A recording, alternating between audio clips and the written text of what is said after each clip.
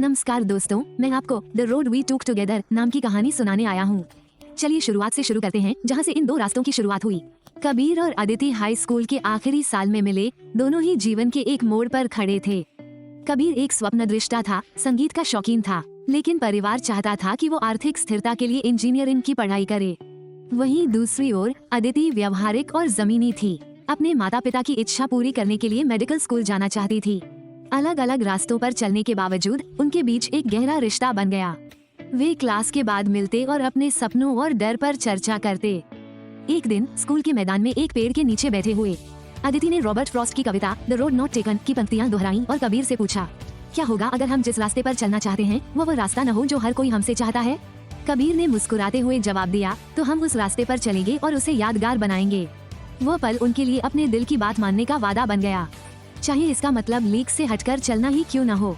High school के बाद जीवन ने उन्हें अलग अलग दिशाओं में खींच लिया। अदिति मेडिकल की पढ़ाई के लिए दूसरे शहर चली गई, जबकि कबीर अनिच्छा से इंजीनियरिंग में दाखिला लेकर वहीं रुक गया। दूरी ने उनके रिश्ते की परीक्षा ली, लेकिन देर रात की फोन कॉल और हाथ से लिखे पत्रों ने उनके प्यार को जिंदा रखा। हालांकि कबीर अपने अंदर के खालीपन को नजरअंदाज नहीं कर सका। इंजीनियरिंग उसका जुनून नहीं था और उसे पढ़ाई में बहुत संघर्ष करना पड़ा। अदिति ने उसकी बढ़ती निराशा को भांप लिया और उसे संगीत में करियर बनाने के लिए प्रेरित किया। कबीर, तुमने हमेशा कहा है कि हमें लीक से हटकर रास्ता चुनना चाहिए। अब समय आ गया है कि तुम ऐसा करो। अदिति के प्रोत्साहन से कबीर ने संगीतकार बनने के अपने सपने को पूरा करने के लिए इंजीनियरिंग छोड़ दी। उसके परिवार को उसके इस फैसले पर बहुत गुस्सा आया और उन्होंने उससे सारे संबंध तोड़ लिए, जिससे वो आर्थिक और भावनात्मक रूप से टूट गया। कबीर अदिति के शहर चला गया, जहाँ वो पढ़ती थी, और गुजारा करने के लिए कैफे में छोटे मोटे कार्यक्रम करने लगा। अदिति अपनी कठिन मेडिकल पढ़ाई के साथ साथ चुपके से कबीर का सहारा बनी रही, किराया चुकाने में उसकी मदद करती रही और यह सुनिश्चित करती रही कि उसे पर्याप्त भोजन मिले। उनका संघर्ष बहुत बड़ा था। अदिति पर उसके परिवार का लगातार दबाव बना रहता था, जो चाहते थे कि उसकी शादी किसी प्रतिष्ठित परिवार के लड़के से हो।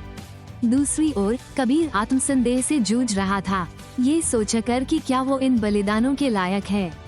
एक शाम अपने माता पिता के साथ तीखी बहस के बाद अदिति टूट गई। कबीर, क्या होगा अगर यह रास्ता हमारे लिए बहुत कठिन हो, उसने कहा।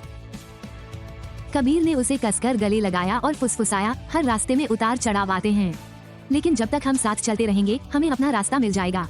एक महत्वपूर्ण मोड़ था। कई साल बीत गए और कबीर के संगीत को आखिरकार पहचान मिलने लगी। अदिति के लिए लिखा गया उनका एक वायरल गाना the road you walked with me एक रिकॉर्ड लेबल का ध्यान आकर्षित कर गया।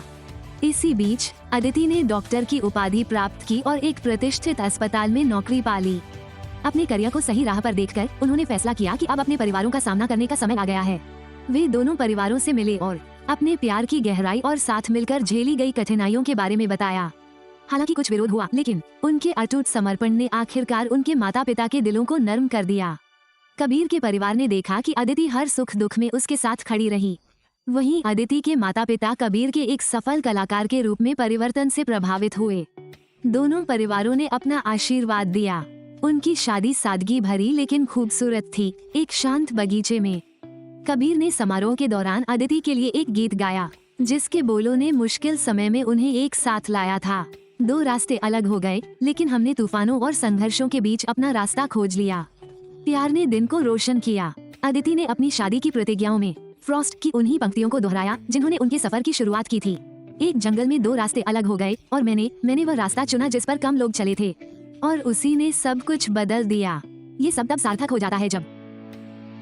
और कबीर की आंखों में आंसू भर आए जब उसने आगे कहा, ये बदलाव तुम थे कबीर।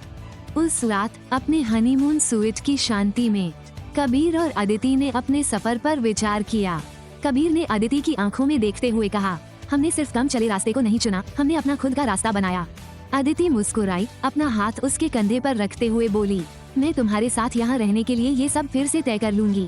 उन्होंने रात भर अपने संघर्षों को याद किया, हंसी खुशी और आंसुओं को साझा किया।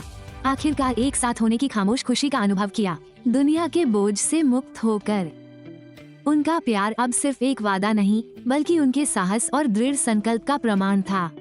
कई साल बाद कबीर और अदिति एक पार्क में हाथ डाले चलते हुए दिखाई देते हैं। उनका छोटा बच्चा आगे दौड़ रहा है। कबीर संगीत रचना जारी रखते हैं, जो अक्सर उनकी यात्रा से प्रेरित होता है, जबकि अदिति एक डॉक्टर के रूप में अपने काम और एक माँ के रूप में अपनी भूमिका को बखूबी निभाती हैं। उनकी कहानी यह याद दिलाती है कि सबसे कठिन रास्ते अक्सर सबसे ऊंची मंजिलों तक ले जाते हैं, खासकर जब प्यार और एक दूसरे पर विश्वास के साथ उन पर चला जाए। देखने के लिए धन्यवाद। आशा है आपको कहानी पसंद आई।